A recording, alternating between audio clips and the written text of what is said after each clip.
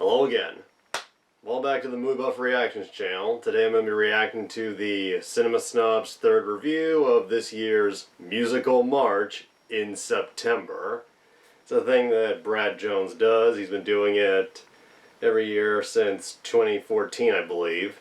He devotes the month of September to a bunch of musicals. He's done quite a few titles. Can't Stop the Music, Grease 2, Dance Dance On, every High School Musical movie. Jesus Christ. And today he's doing Cannibal the Musical, the first film ever made by Trey Parker and Matt Stone, the creators of South Park. And usually I don't react this soon to reviews put out by the Cinema Snob, but today's a special case just because I saw Cannibal the Musical the first time about a month ago. I watched it with Guy, my grandfather. Quite a film to watch with your grandfather. Anyway, I'm a huge fan of Trey Parker and Matt Stone. I just love the shit out of South Park, and Team America World Police is definitely one of my top 20 favorite comedies of all time. And Cannibal the Musical, I enjoyed it a lot, and I'm really curious what Brad has to say, because this is one of those movies that's just perfect for a little review or analyzation. And without further rambling, let's watch this shit. It's about time we got to the most spadoinkle review ever put on the channel. Cannibal the Musical is the debut film for director Trey Parker and co-producer Matt Stone. And it's just fantastic in every way, shape, or form. The film is the true story of wilderness guide and prospector Alfred Packer, who was tried and convicted of cannibalism in Colorado for possibly eating his 5 fellow travelers when they got lost on their gold mining journey from Utah to Colorado. So naturally, the Nice perfect dummy. story for a rollicking musical comedy good time. The film began life as a 3-minute trailer for Parker's film class at the University of Colorado in Boulder. Yeah, it was. The trailer itself being a piece of comedy gold, they were able to raise $125,000 to turn it into a full-length feature. With the movie mostly Inspiring. shot on weekends and spring break, cast members later said that some of the crew failed their film history class because of it.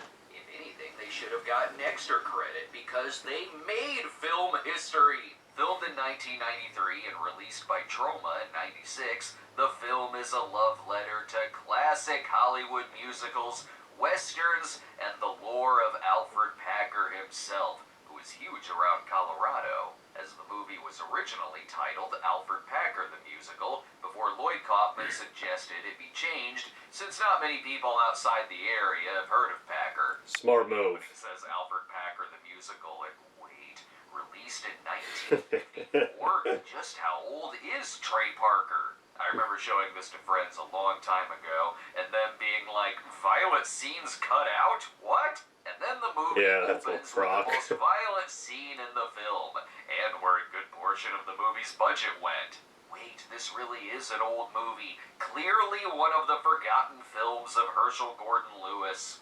The money was well spent here, as some of these effects are really damn good. This murder sequence is the version of the story told by the prosecutor at Packer's trial. Oh, wrong! Mr. Garrison is not amused. The scene was filmed at the actual courthouse Packer was tried in, with real transcripts being used. And also, that's Trey's dad, Randy, playing the judge. The real Randy Marsh. References. But that's not the way it happened. I hope in the real story, Packer did reference the Star Trek episode Court Martial. The movie is full of little Easter eggs, like Parker being credited as Juan Schwartz, a nod to one of Packer's aliases, John Schwartz. The opening mimics Rodgers and Hammerstein, with instrumental versions of songs that would be played later. This really is perfect to watch after Paint Your Wagon, especially with the drawings dissolving into a live-action shot of the film. A lot of the movie is told in flashbacks to reporter Polly Pry, played by Toddy Walters, complete with accurate touches like how the real-life Packer built dollhouses while in jail. Though Parker's Packer may be more intense about his horse Leanne. Why don't you tell me Good about... story there. Leanne. And I love the expressions on her face when she slowly realizes he's talking about a horse. But what I love even more, the Spadoinkle. I think I know precisely what I mean when I say it's a Spadoinkle day. We're now in the past, showing a much more happy-go-lucky, innocent, and naive Packer. It's surprising to find out that when the song Spadoinkle was written, it wasn't originally intended to be in the finished film, as it was written as filler, but Parker was given the right advice that it needed to stay, if anything, to see how great he is at these Roy Rogers, Gene Autry type moments.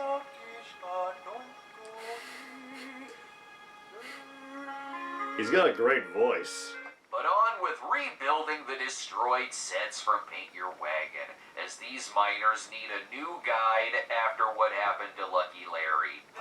This Lucky Larry struck by lightning last night.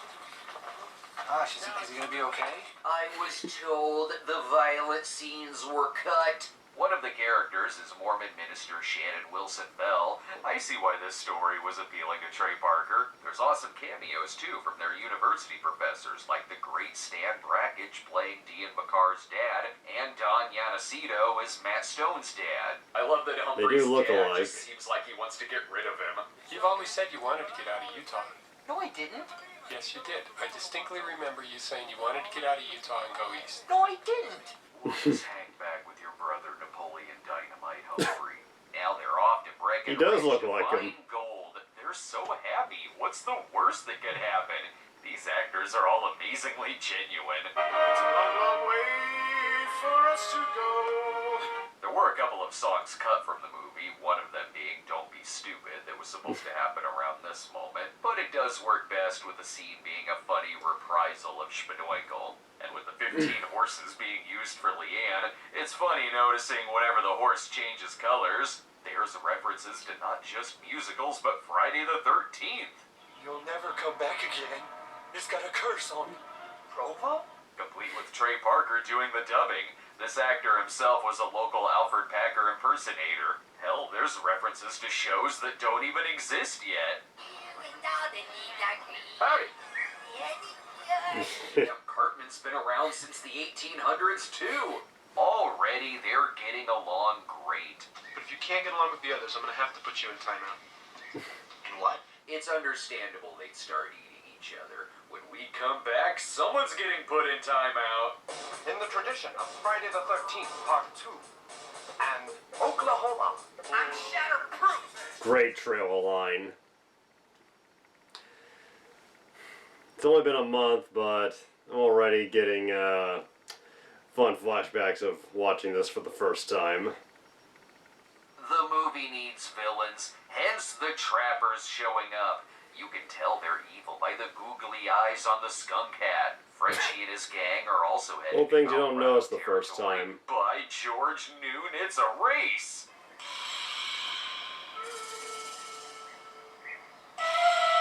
You can't go wrong with an animal reaction shot. The Burbs taught me that. When you rewatch it, there's cool things you'll notice, like an instrumental of the Trappers song playing that would later be sung in the movie, and plenty of gags that still work. You son of a bitch, Humphrey. Oh, come on, you haven't even tried yet. I'll try it. It's what I do. Their chemistry with each other's great. There's an awesome balance between jolly and vulgar. Okay. Well, fuck you. How's that for constructive? That's great. Now go to timeout, mister. Hell, some of them are like slasher movie types, as Noon wants to get to Breckenridge because of all the beautiful girls. You know, I mean, the women there just so... Mormon. Once again, Trey Parker's voice. But this musical March in September, we gotta spotlight more horny songs. That's all I'm asking for. That's all he's asking for. Something I can test. A gal would suit me best. Even with their budget, they got so many great shots out of their locations. Plus, there's little oopsies you can see with movies out of film school, like a brief glimpse of Parker saying cut at the end of a shot. The cat, though, is another bad omen, as Packer's horse Leanne has run off, taking all of their food with them. Interesting trivia about that. Whore. The horse Leanne and that plot line was inspired by Parker's real-life breakup with his fiancée Leanne. Not lost. Just took off. Well, she didn't just take off. We were friends, and friends don't just take off. And yeah, you can kind of tell. However, that's not the worst thing to happen today. Watch out for that bear trap. What? Or the most spinoinkle. This part's great. I go from saying, ow, that looks like it hurts, to this is hilarious. Put it like this. You're off, please. Matt Stone is amazing in this. Hell, when they get to the Green River, we still quote this line a lot. We can take our wheelbarrow, build it into a little boat, and then ride it across, and then build it back into a wheelbarrow again. That's what I do in Oregon Trail. There were some injuries on the set, with Parker suffering a hairline hip fracture from falling off a horse to cold shock and nearly being swept away by the Gunnison River that was doubling for the Green River. It may look like they're close to the edge, but they are way the hell out there. But they all survive for the campfire scene. Stuart, I'm doing. Just pretend like you're laying next to a nice soft woman. What? Oh, I do yeah. miss camping. A campfire clearly calls for another song. This time about missing Leanne. Delivered serious but hilarious. Even the reactions get a laugh out of me.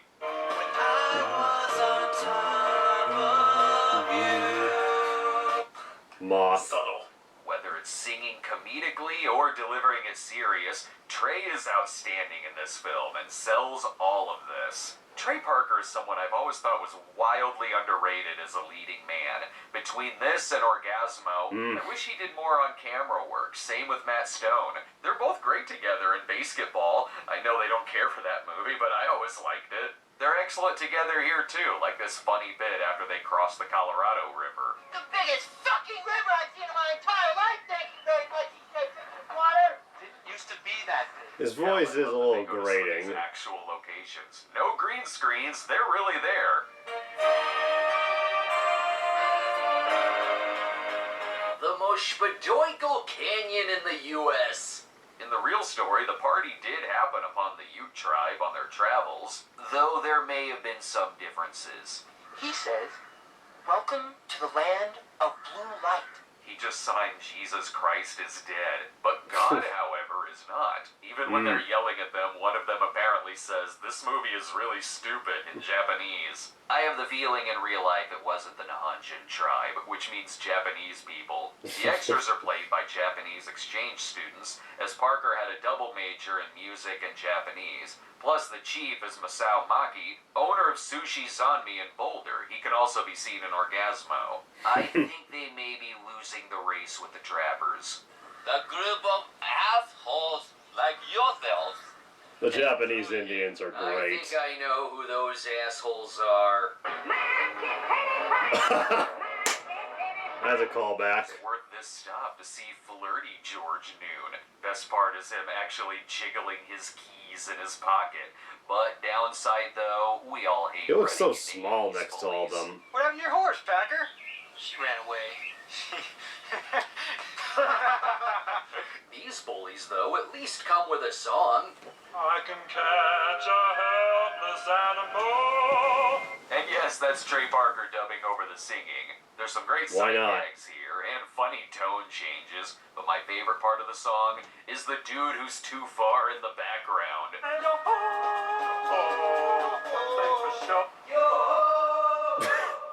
This movie really was ahead of its time in many areas. The song's an F sharp major. I think they're the same thing. I mean, E flat is the relative minor of F sharp. No, it isn't. Look, it invented internet arguments! Sure, I could say more trivia, but really you should listen to the great audio commentary of the movie where they all get properly shit-faced. Though getting back to the history about the trial, I keep apparently doing that someone eyebrow really thing. did throw Just a thing tomato I do at Packer. sometimes. And with the judge's death sentence being the actual transcript, I hope that means that he also slightly danced when Packer was being taken away. Wouldn't be Here with the surprised. sheriff walking around like Popeye, this calls for a sweet little romantic song. Actually kind of sweet.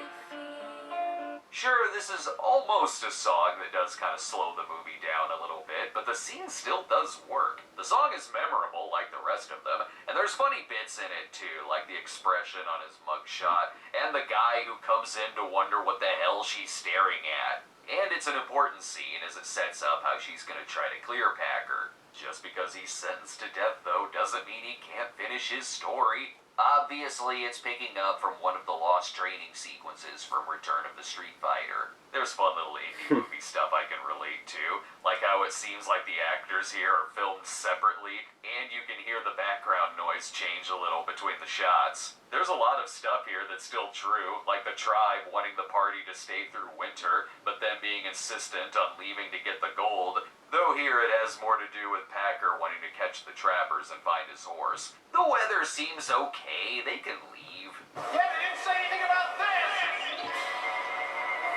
They're fine. This canyon is so beautiful. See? It's always best to remain positive. Trey Parker was also inspired by the Odyssey when writing the script, hence running into a Cyclops, though a bit more southern than before. This was actually the grossest moment for me. You stupid yank. Yes, from now on, that is permanently the lyrics to that song. I'm relating to this hardcore. The fake beard looks like my fake beard from the Cinema Snob movie. And all the cold and snow is making me homesick for another Cinema Snob movie. Both of those movies sadly lacked a musical number, though. There's always a third one. Ah. No joke, I've seen this movie so many times that when someone mentions, do you want to build a snowman? I think they're talking about let's build a snowman. You can see some director trademarks here that would later be in South Park as well, like hiding aliens in various shots with the alien head on the snowman. Despite one of them being Very cool. optimistic, the party is forced to eat their own shoes to survive. Sure, they say it's bad, but it can't be as bad as a decades-old Reggie bar. Get ready for the twist. That was nasty. By God, he's Kyle this whole time. The more frostbite Kyle's they get, definitely the more desperate younger and Matt. insane they get. Not just with the musical numbers. Make them not so tough. It was the right thing to do. They already sung that song. It gets hilariously dark when they all decide to eat Swan, like an almost song that happens, except he's dead.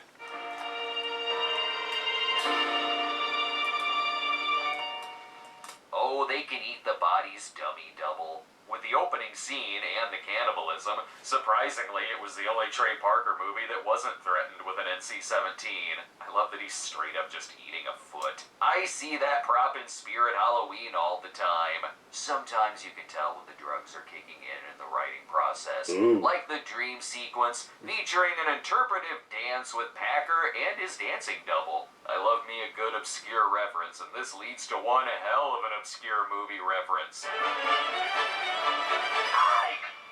Okay, so this isn't the only movie about Alfred Packer. There was another Packer movie in 1980 called The Legend of Alfred Packer, which is amazing to watch both movies back to back because they're pretty much the same movie, except the 1980 one is a straightforward survival thriller that has a scene where a character has a nightmare and wakes up screaming Ike. It's been a while since I saw that one. I can't remember if there was anything about tap dancing. Now, remember when Swan was building that snowman? How the hell did he make that tapping sound with his feet? It's my job to point out those things. The movie is so loaded with good jokes that you can hear funny dialogue happening under Trey Parker's narration, like Noon talking about how he's never gonna get laid, and it's consistently great at callbacks to previous songs.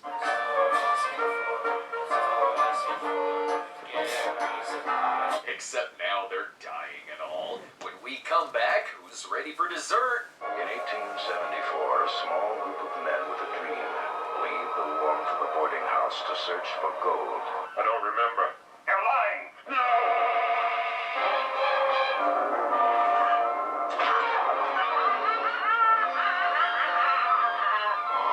How far would you go to stay alive?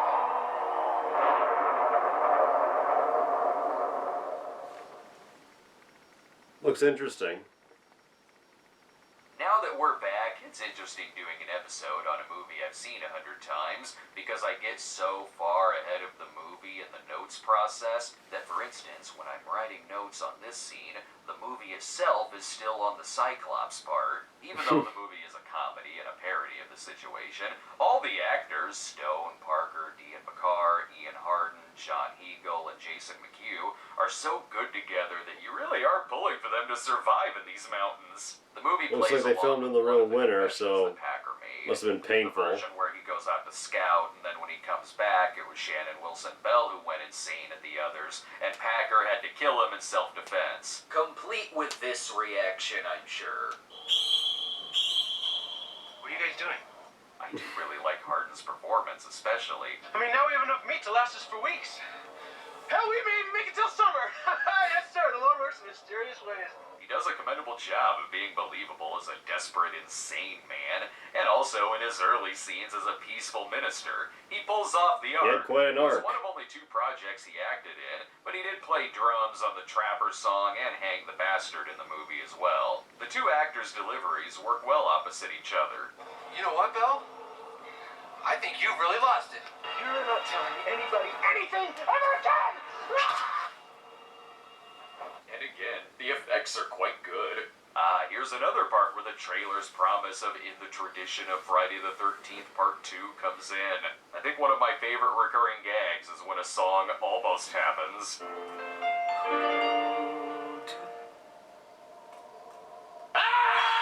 I wonder what he was gonna sing.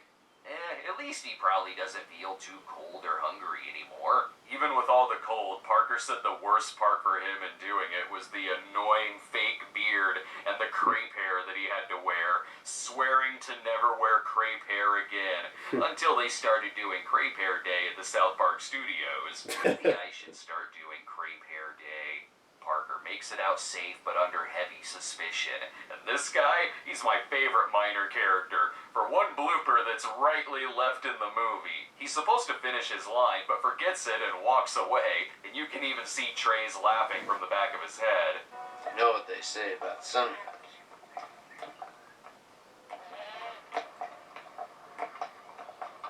I've watched that clip far too many times. Best of all, he stops laughing and turns around to finish the scene. Had to eat his friends, try to kill a slasher villain, and his horse left him for some trappers. It's best to have a drink because I already used the Satan Bite the Dust reference last week. I can't do it 2 weeks in a row. Best just listen to the scene. How does it feel to be riding my horse? Come on, Packer. Everyone in this town has ridden your horse. Main reason he did the movie. Packer. I fucking love this guy. And at least the Cyclops made it out alive. Yeah. You little bastard. Now you must die.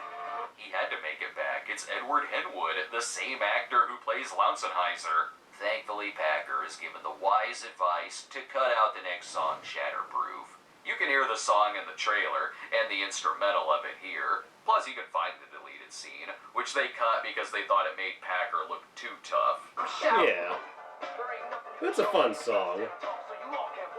Yeah, I can see why. It does suddenly feel out of character. You know what the scene does need, though? Cause I represent whole breed of Christian out today. Okay, fine. Another Satan Bite the Dust reference. Looks like we're all caught up. Well, okay, one more cutaway gag. I would have been better off just letting those people catch me and kill me. Why? You ever been to Wyoming? Hello?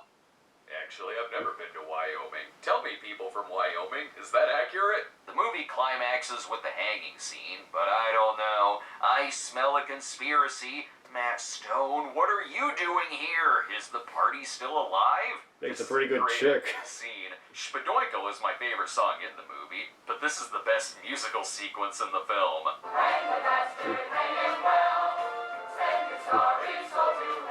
For the budget and a first-time film, the choreography, the editing, the humor, it all works, and the song is great. The real Leanne is in there somewhere too, as she helped with the choreography of the scene. And look, alien peeking out of the barn, and I recognize something else. All over his head. I think Trey Parker's voice may be half of the cast. Let's just all hope this is I'm fine with that. a happy ending. I insist those be my final words. It's okay, it's got a happy ending. He gets a stay of execution because the events happened on Ute territory. But I wonder if this happened in real life. since the mob is there for blood. Someone will eat that head. You don't want the horse? No. I think I know what I want now. Oh, and the horse dies too. Thus ends this love story of cannibalism and music.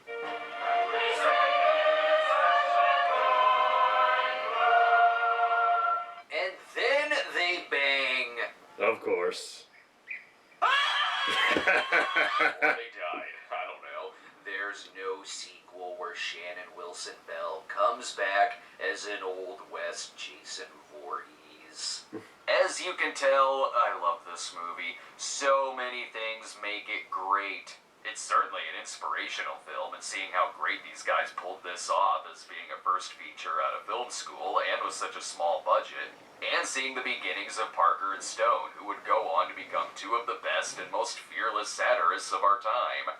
It's a comedy musical where it's consistently hilarious with great comedic timing, and as a musical, every song works. Every single one of them is memorable, quotable, and will be delightfully stuck in your head and bring a smile to your face. The movie's developed such a following, it's even had multiple stage versions performed over the years. Cool. See this movie and experience the musical joy that is Cannibal the Musical. We've got 1 week left in Musical March in September, and we haven't done a poll in a while, and I've got a list of numerous musicals I've been meaning to get to over the years. So let's make it a Patreon poll. For the next episode, you can choose between Rhinestone, One from the Heart, The Wiz, A Night in Heaven, A Chorus Line, Sharpay's Fabulous Adventure, and Tommy. Make your pick over at patreon.com/thecinemasnob or click the link in the description.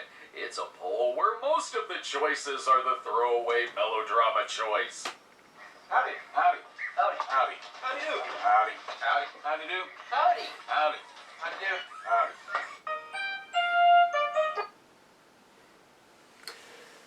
As for the Patreon poll thing, before I get to my thoughts on the review, as far as what I voted for The Wiz. And I know the Nostalgia Critic already did it, but that's a bizarre enough film. I'd love to hear Brad's take on it. Last I checked when I voted, Rhinestone was in the lead by 1% over The Wiz, so maybe the melodrama shit won't take hold like it has the last couple of times he's done the polls, I think.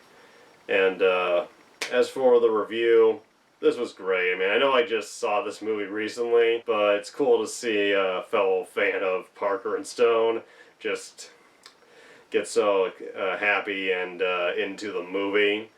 And it's cool when Brad does a positive review every now and then, as well as Doug Walker, just talking about it, pointing out, yeah, this and that may be wrong, but it's still giving it a lot of love. And me, I really enjoyed Cannibal the Musical. Guy thought it was amateurish, but still pretty impressive for a couple of shitheads out of college, or still in college, who skipped a lot of classes. The only flaws I think I can find with it is the audio quality is a little funky, especially in the beginning, and there's a few anachronisms, but that's just part of the charm, mainly seeing these people in the Old West wearing fucking blue jeans. And Matt Stone as Humphrey, yeah, he has a lot of funny moments, but the voice he does, I don't wanna go. The voice is a little grating, although in a weird move. He kind of drops it near the end of the film, like he just decided, I'm not doing that shit anymore. And yeah, that's about it as far as flaws. I loved the film. It was very enjoyable. The songs are excellent. Trey Parker has a pretty fucking beautiful voice. You gotta give him that if you're not a fan of his comedy, especially in Team America when he did all the songs "Freedom Isn't Free," the action-packed "America Fuck Yeah," and the sad version of "America Fuck Yeah." Just the fact that he was able to do both of those, with the different emotions, was pretty impressive. And My favorite gags from the film, I think, would be the stuff with the Indians. Just kind of, they're obviously Japanese, pretending to be Indians, and they're like, "What tribe is this?" And they say, "We are Indians." And he goes, "Yeah, I gathered, but what type of Indians?" And the song Shatterproof, yeah, I get why it would go against the character of Packer and what they were trying to do with him, but it is a fun song, worth watching. It's got a lot of great lyrics, like, "Push me if you think I give a damn, you got the wrong idea, man. I don't need her, I don't need anybody." I'm shatterproof. There ain't nothing you can show me. I'm still standing tall, so you all can't blow me. Know what I'm saying is true. After what I've been through. I completely agree with what Brad says. This movie is fucking inspiring if you're a amateur or low-budget filmmaker, and if they could pull this off, just like El Mariachi, is enough to give anybody a little hope in terms of movie making. And that's pretty much most of what I have to say, that I can think of to say, and no one else to go out on other than here's hoping The Wiz wins, and glad Brad had a good time doing this, and of course, Spadoinkle.